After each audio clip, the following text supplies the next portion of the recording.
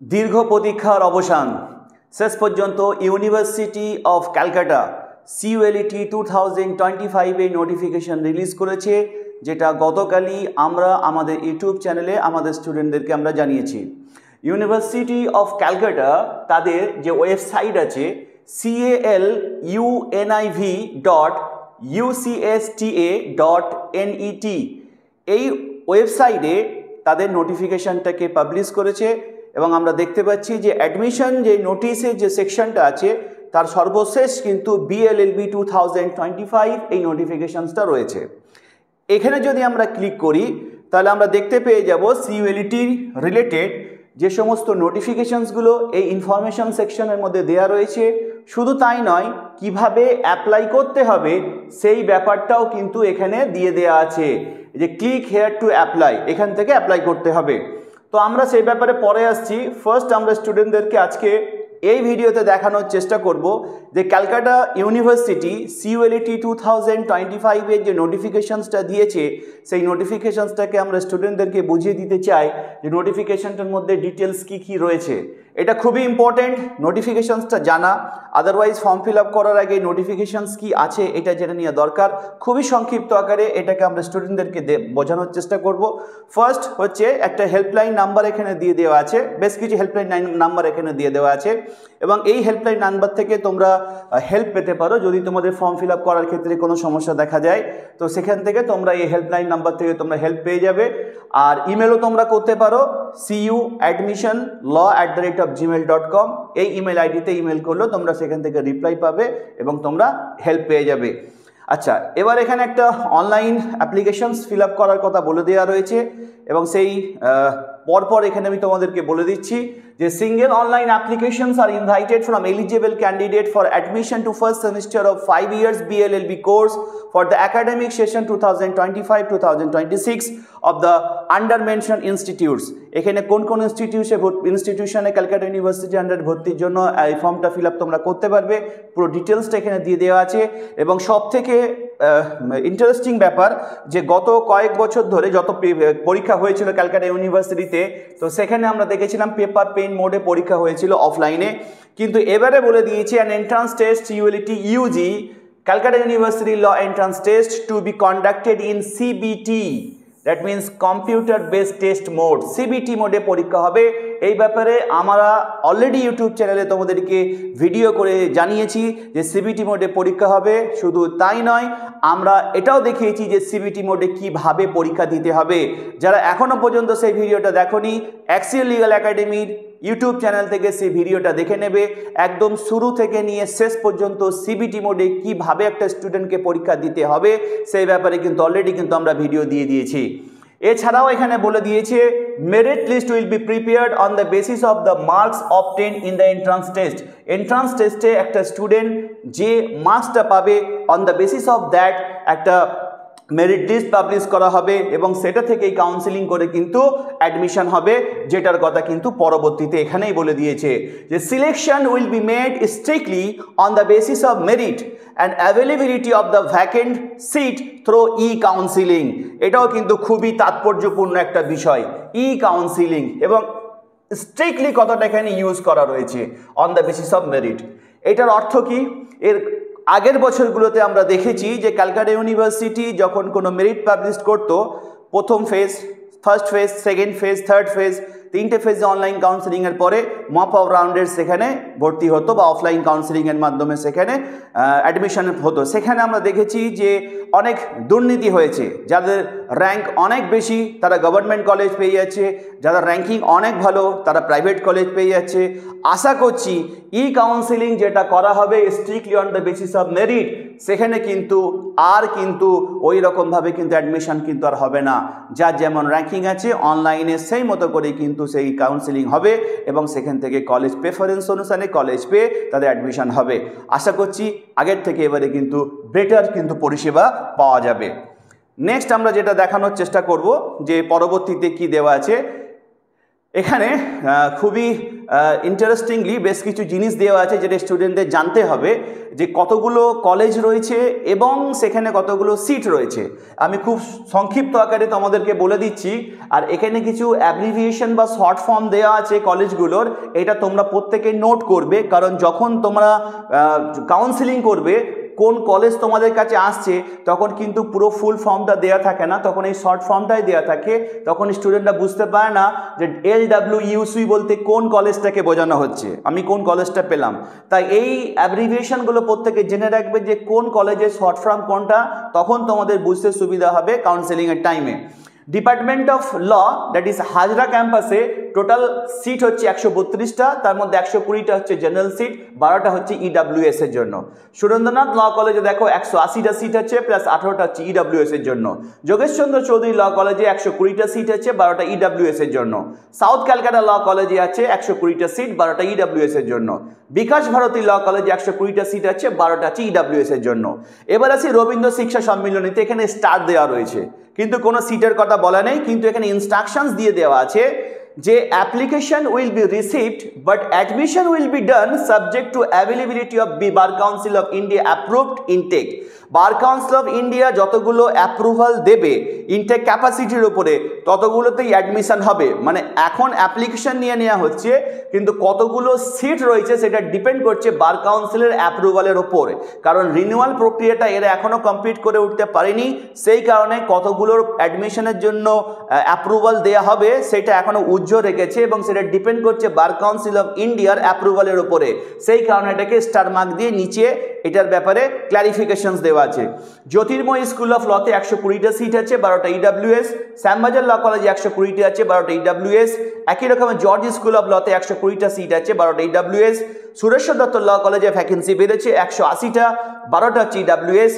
Heritage ল কলেজে 120টা, 12টা আছে EWS। এখানে ডবল স্টার দিয়ে নিচে ইন্ডিকেট করে দেওয়া আছে intake capacity may be increase subject to approval of the bar council. তার মানে বার কাউন্সিলের কাছে ইনটেক ক্যাপাসিটি বাড়ানোর জন্য হেরিটেজ ল কলেজ অ্যাপ্লাই করেছে। যদি বার কাউন্সিল অফ ইন্ডিয়া সেটাকে অ্যাপ্রুভাল দিয়ে দেয় তাহলে সেই সংখ্যাটা 120 থেকে বেড়ে 180 কিংবা 240 হতে পারে। এখন বার কাউন্সিলের অ্যাপ্রুভালের উপর ডিপেন্ড করছে, তাই আপাতত যতগুলো অ্যাপ্রুভড সিট আছে সেটা 120টা হচ্ছে টোটাল, আর তার সাথে 12টা EWS, টোটাল 132টা। কলকাতা পুলিশ ল ইনস্টিটিউটের 60টা সিট, তার সাথে 6টা EWS। এলজেডি ল কলেজে 240টা সিট আছে, তার সাথে হচ্ছে 24টা EWS আছে।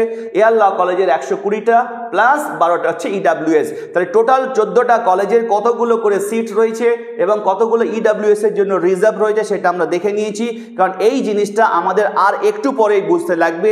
এই সিটগুলোর মধ্যে কতগুলো জেনারেল ক্যান্ডিডেটের সিট রয়েছে, কতগুলো SC ক্যাটাগরি, কতগুলো ST ক্যাটাগরি, কতগুলো OBC A, কতগুলো OBC B, কতগুলো PWD, এই প্রত্যেকটাই কিন্তু আছে, কিন্তু তোমাদের এই ভিডিওর মধ্যে আমি ডিসকাস করব।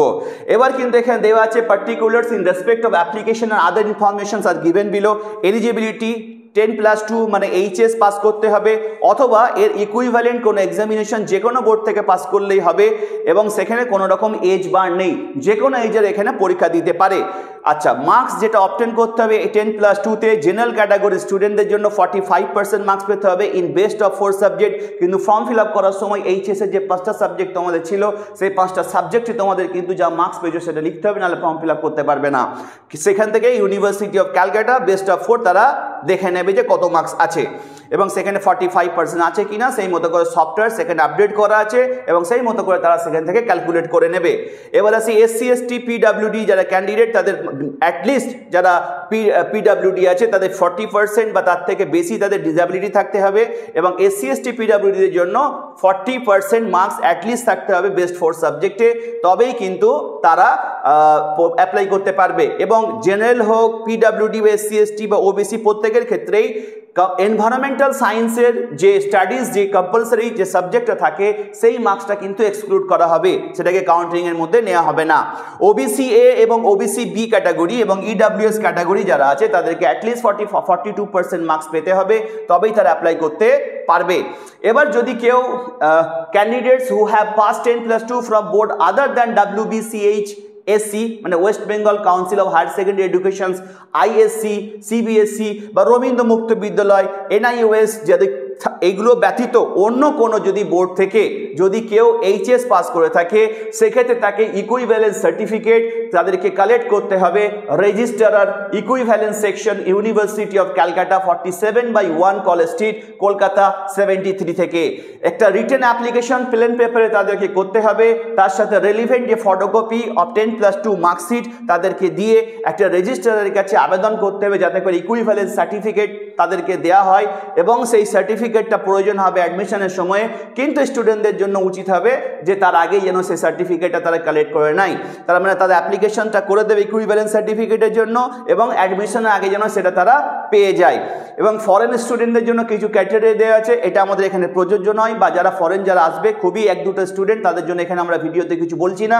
এবার আমরা চলে আসি রিজার্ভেশন যেটা আছে অ্যাজ পার এটা খুব important reservation as per West Bengal government rules স্টুডেন্টরা বারংবার আমাদেরকে জিজ্ঞাসা করে থাকে যে স্যার ওয়েস্ট বেঙ্গল গভর্নমেন্টের রুলস অনুসারে রিজার্ভেশন কে কতটা ক্যাটাগরিতে পেয়ে থাকে আমি তোমাদেরকে এখানে দেখিয়ে দিচ্ছি যারা ওবিসি এ ক্যাটাগরিতে থাকে তাদের জন্য 10% সিট রিজার্ভ করা থাকে যারা ওবিসি বি ক্যাটাগরিতে থাকে তাদের জন্য 7% তার মানে ওবিসিদের টোটাল হচ্ছে 17% সিট রিজার্ভ করা থাকে এবার আসি এসসি ক্যাটাগরিতে যারা আছে তাদের জন্য 22% সিট রিজার্ভ করা থাকে যারা এসটি ক্যাটাগরিতে যারা থাকে তাদের জন্য 6% সিট রিজার্ভ করা থাকে আর যারা পিডব্লিউডি ক্যাটাগরিতে থাকে তাদের জন্য 3% সিট রিজার্ভ করা থাকে এবং সেটা হরাইজন্টাল রিজার্ভেশন থেকে থাকে মানে কোনো জেনারেল এসসি এসটি ওবিসি যদি পিডব্লিউডি ক্যাটাগরির মধ্যেও থেকে থাকে তাহলে তাকে কিন্তু আগে প্রেফারেন্স দেওয়া হবে সেটাকে হরাইজন্টাল রিজার্ভেশন বলা হয়ে থাকে এবং সেটা পিডব্লিউডি ক্যান্ডিডেটের জন্য 3% থেকে থাকে তাহলে আমরা আশা করি তোমাদেরকে বোঝাতে পারলাম যে রিজার্ভেশন স্ট্রাকচারটা কি রয়েছে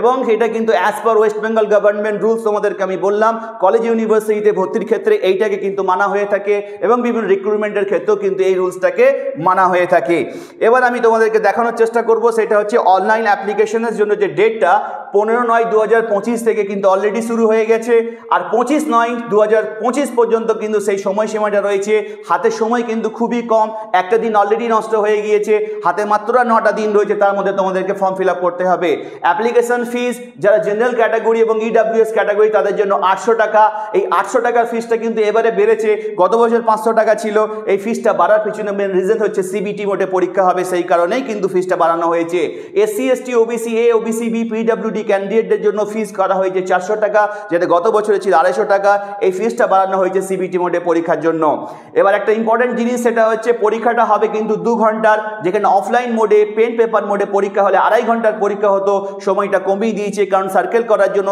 যে সময়টা লাগতো সেটা এখানে লাগে না এবং কম্পিউটার পরীক্ষা অনেকটা ইজি সেই কারণে সময়টা কমিয়ে 2 ঘন্টা করে দেওয়া হয়েছে ফুল মার্কস 100 নাম্বারই আছে টোটাল নাম্বার অফ কোশ্চেন্স 100ই থাকবে স্ট্রিক্ট এখানে বলে দিয়েছে there will be no negative marking কোনো নেগেটিভ মার্কিং থাকছে না এবং পরীক্ষা হবে কম্পিউটার বাস টেস্ট এবং পরীক্ষা সেন্টার কোথায় হবে কলকাতা এবং সারাউন্ডিংস এবং কলকাতা এবং সারাউন্ডিংসের মধ্যে যারা যারা অনলাইন পরীক্ষা কন্ডাক্ট করে থাকে সেটা টিসিএস সবার নাম শোনা যাচ্ছে টিসিএস এই পরীক্ষা হওয়ার চান্সেস হাইলি রয়েছে অ্যাপার্ট ফ্রম টিসিএস আরও অনেক সংস্থা রয়েছে যারা পরীক্ষা কন্ডাক্ট করে থাকে তাদের মধ্যে থেকে কাউকে কলকাতা ইউনিভার্সিটি পরীক্ষা কন্ডাক্ট করতে দিতে পারে তবে টিসিএস যেটা গীতবিদ্যানা রয়েছে সেখানে পরীক্ষা হওয়ার চান্সেস হাইলি রয়েছে এবার আমরা তোমাদেরকে এখানে দেখানোর চেষ্টা করছি যে পরবর্তী যে সমস্ত এন্ট্রান্স রিলেটেড ইনফরমেশন সেগুলো এই ওয়েবসাইটের মধ্যে খুব শর্টলি সেখানে আপলোড হয়ে যাবে এবং এখানে অ্যাডমিশনের একটা শিডিউল ইউনিভার্সিটি অফ ক্যালকাটা সেখানে দিয়েছিল সেটাও তোমরা এখানে দেখতে পাচ্ছ যে পরীক্ষা ফর্ম ফিল আপ করার ডেট 15 থেকে 25 যেমন রয়েছে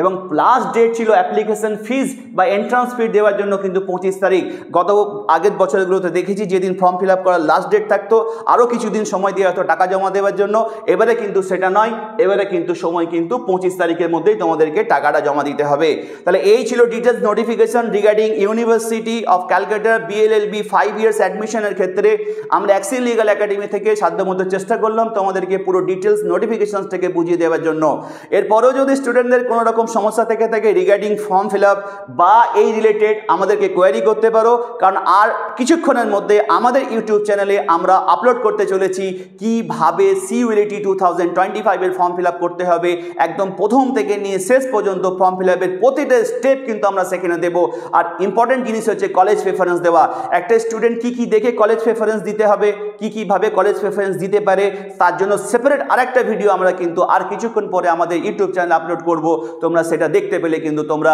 তোমাদের ফর্ম ফিল আপ করতে সুবিধা হবে। তাহলে তোমরা ইউটিউব চ্যানেলটাকে যদি ফলো করতে থাকো, তোমরা এখান থেকে নোটিফিকেশনস পেয়ে গেলে তোমরা ফর্ম ফিল আপ কীভাবে করতে হবে সেটাও পেয়ে যাবে। কলেজ প্রেফারেন্সের যে ব্যাপারটা সেটাও এখানে ভিডিও দেওয়া আছে। সিবিটি মোডে কী করে পরীক্ষা দিতে হবে তার ভিডিও অলরেডি আপলোড করে দেওয়া আছে। CULET 2025 রিলেটেড যে কোনো নোটিফিকেশনস ক্যালকাটা ইউনিভার্সিটির দিক না কেন তার ডিটেলস ক্ল্যারিফিকেশনস আমাদের ইউটিউব চ্যানেল থেকে তোমরা পেয়ে যাবে। তাই চ্যানেলটাকে ফলো করতে কিন্তু ভুলবে না। Thank you so much.